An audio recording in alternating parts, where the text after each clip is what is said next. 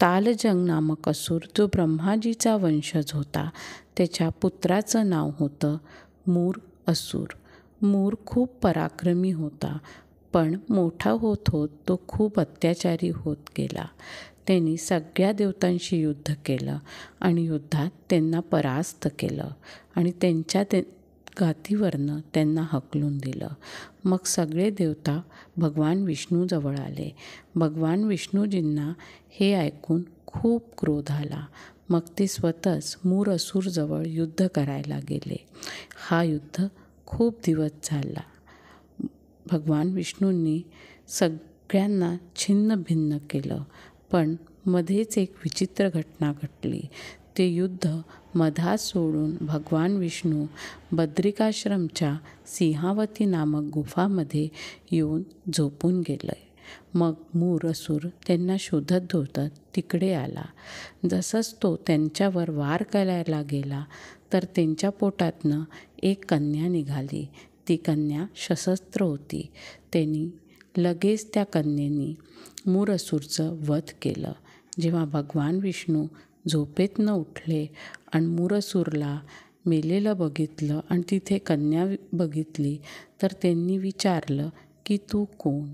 तर त्या कन्येने सांगितलं, मी तुमच्या आतली शक्ती आहे.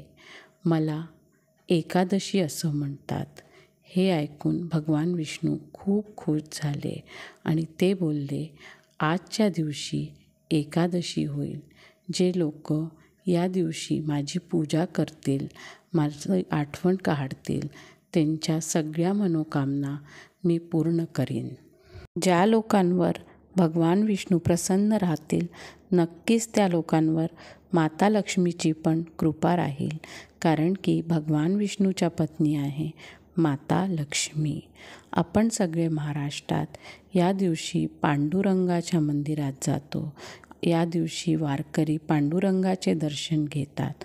पांडुरंग हे भगवान श्रीकृष्णचं रूप आणि श्रीकृष्ण हे भगवान विष्णूचं रूप. तर आपण पण पांडुरंगाच्या रूपात भगवान विष्णूचीच आराधना करतो. या दिवशीला देवशयनी एकादशी असंही म्हणतात. कारण की या दिवशीपासनं 4 महिने भगवान विष्णू शयनावस्थेतच असतात. म्हणून आपण 4 महिने कोणतंही शुभ कार्य करत नाही. तर एकादशीच्या दिवशी दिवसभर उपवास करा. भगवान विष्णू आपले आराध्य दैवत, त्यांची पूजा करा आणि आपल्या सगळ्या इच्छा मनोकामना